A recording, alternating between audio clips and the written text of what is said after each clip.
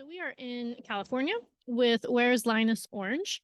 And we've had his rosé, we've had his red. We really like his stuff. I think this is the first time, the first vintage that he's making this orange. And I'm gonna try not to rant too much because it's made with Viognier. And I love Viognier, and I think that it gets a really bad rep. So I was super excited when I saw that that was the white that he chose to use to make the orange wine. I think it's a really great choice for a bunch of reasons. And maybe we'll hit on it, maybe we won't. I'm trying to keep these videos shorter. But maybe I'll write a blog someday that's like an ode to Viognier because it's underrated, man. All right. So the grapes Viognier. The ABV is a little bit higher. I think it's 13%, which is obviously still not that high, but you know, it's a natural wine world. It's been on the skin for 12 days. So I think, it's pretty easy to tell it's an orange wine from color. I just love his labels too. So on the nose, it's super aromatic. So Viognier is very famous for being aromatic, and it's also very famous for being waxy. Kind of like Chenin, but normally even a little bit more waxy in its like most traditional form. So a lot of people don't like that, and that's why it gets a bad name. But I think that especially putting 12 days of skin contact on it is really going to work well for it. So what are we getting?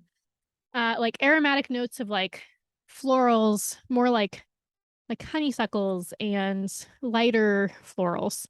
On the bottom, it's like orangey, which is not that surprising, like tangerine-esque.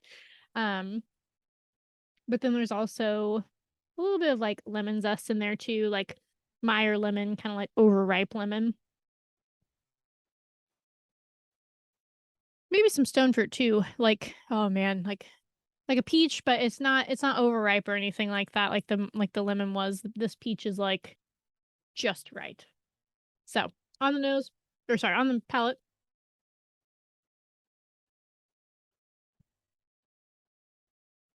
It's just such a great expression of Viognier.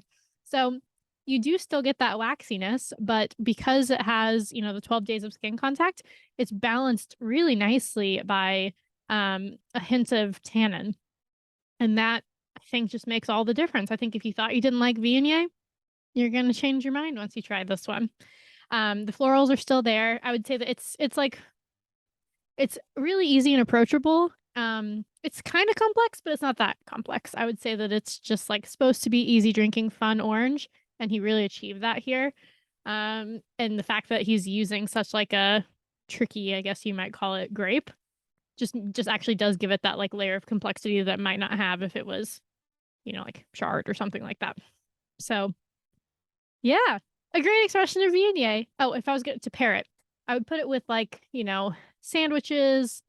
It does have a little bit of heft to it because it does have a tiny bit of tannin, and it does in that waxiness. So you could also put it with like summer salads. Like especially if you put clementines on the salad, maybe someone with like some strawberries in it too. I'd like that idea. And then like grilled fish would be really nice too, or just by itself. It's great. Enjoy.